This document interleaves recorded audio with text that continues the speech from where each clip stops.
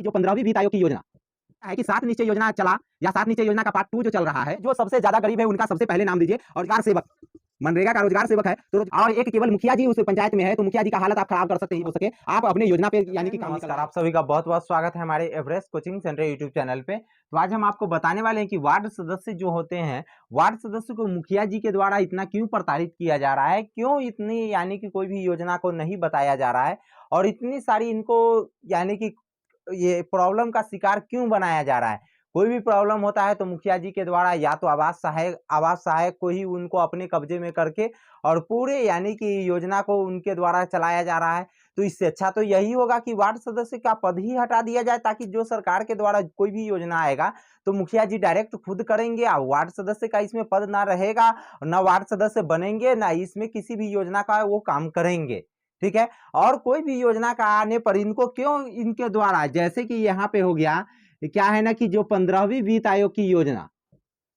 15वीं वित्त आयोग की योजना, तो यह जान लीजिए 15वीं वित्त आयोग की योजना है तो यह तो खुद ही मुखिया जी का है। इसमें यानी कि वार्ड सदस्य का तो इसमें कोई हक ही नहीं है, इसमें कोई हक वार्ड सदस्य का नहीं है, तो इसमें चलिए ये बेचारे मांगने नहीं जाते हैं। लेकिन क्या है कि 7 निश्चय योजना चला या 7 निश्चय योजना का पार्ट 2 जो चल रहा है, तो इस योजना में तो डायरेक्ट वार्ड सदस्य का हक है, इस योजना में तो डायरेक्ट वार्ड सदस्य का हक है। इस योजना में भी इनको परेशान किया जाता है। उसके बाद मान लीजिए कि आवास सहायक का योजना है,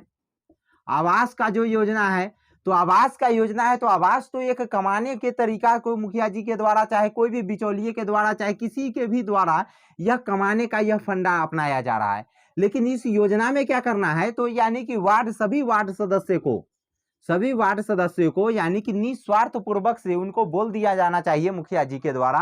कि आप जाइए और खुद से अपने द्वारा अपने वार्ड के आम नागरिकों को चुनाव कर लीजिए, जो सबसे ज्यादा गरीब है उनका सबसे पहले नाम दीजिए, और जो जैसे अमीरी के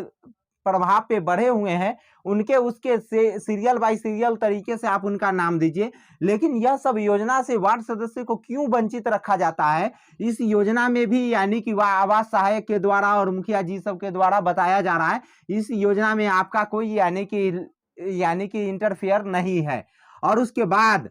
जो आपके यहाँ मनरेगा का जो काम चल रहा है, तो मनरेगा का काम में मुखिया जी और क्या होता है यानी कि मनरेगा का पीओ होते हैं और उनके द्वारा पंचायत में एक कर्मी का बहाल किया जाता है जिनका नाम क्या है, यानी कि रोजगार सेवक।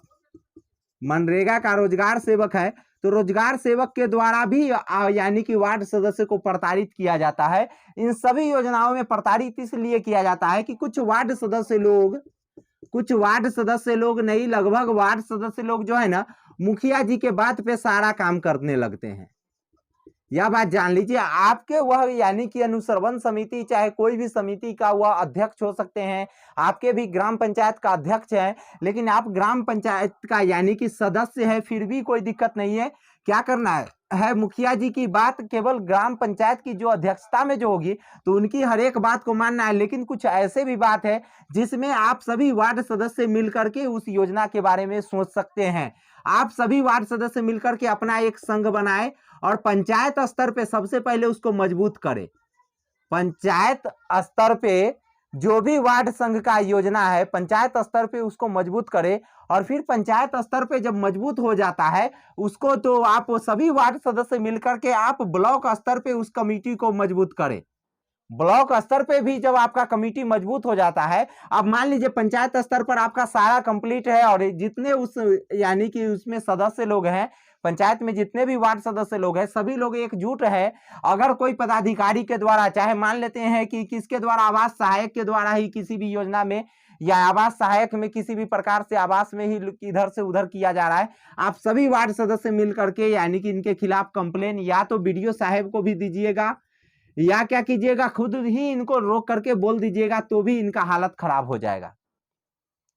अगर सभी वार्ड सदस्य मिल करके ही विपक्ष में हैं और एक केवल मुखिया जी उस पंचायत में है, तो मुखिया जी का हालत आप खराब कर सकते हैं, ये बात को जान लीजिए। कैसे करना है इसके भी लिए भी आप इच्छुक है तो उसका आप जरूर कमेंट कीजिएगा, उसके बारे में भी हम आपको बताएंगे। लेकिन कोई भी वार्ड सदस्य को क्या करना चाहिए, अपने सभी वार्ड सदस्य का आपको यानी कि साथ देना चाहिए, ना कि 2-4 वार्ड सदस्य अलग हट करके मुखिया जी का साथ दीजिए। सभी लोग वार्ड सदस्य का साथ देते, ताकि उनके द्वारा कोई भी योजना आएगा मुखिया जी के द्वारा तो सभी लोगों में बांट करके बराबरी तरीके से दिया जाएगा। नहीं तो क्या होगा, आपको तो अपना हक मिलेगा, लेकिन कुछ ऐसे वार्ड सदस्य होते हैं जो सही हक की लड़ाई लड़ते रहते हैं, तो उनको कोई भी योजना का अधिकार मिलने में काफी कठिनाई होते रहता है। इसीलिए सभी लोग सबसे पहले तो पंचायत स्तर पे संघ को मजबूत करें, उसके बाद ब्लॉक स्तर पे संघ को मजबूत करें, ब्लॉक स्तर पे भी मजबूत हो जाने के बाद जिला स्तर पे आप अपने संघ को मजबूत करें, और इसके बाद अपने यहाँ जो भी समिति का बैठक होता है, जो भी समिति का गठन होता है,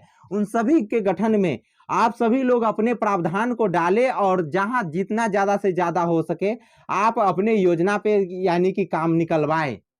कोई भी यानी कि बैठक जब तक नहीं होता है तब तक आपके यहाँ पे कोई भी योजना का काम नहीं होगा, और जब बैठक करके कोई भी योजना का काम करे ताकि आपके हक में भी रहेगा और सभी सदस्यों को यानी कि बारी बारी की तरीके से दिया जाएगा। तो इसी प्रकार से आप सभी को अपने हक की लड़ाई लड़नी है, यानी कि एकजुट होकर के, संघ बना करके, एक दलीय होकर के।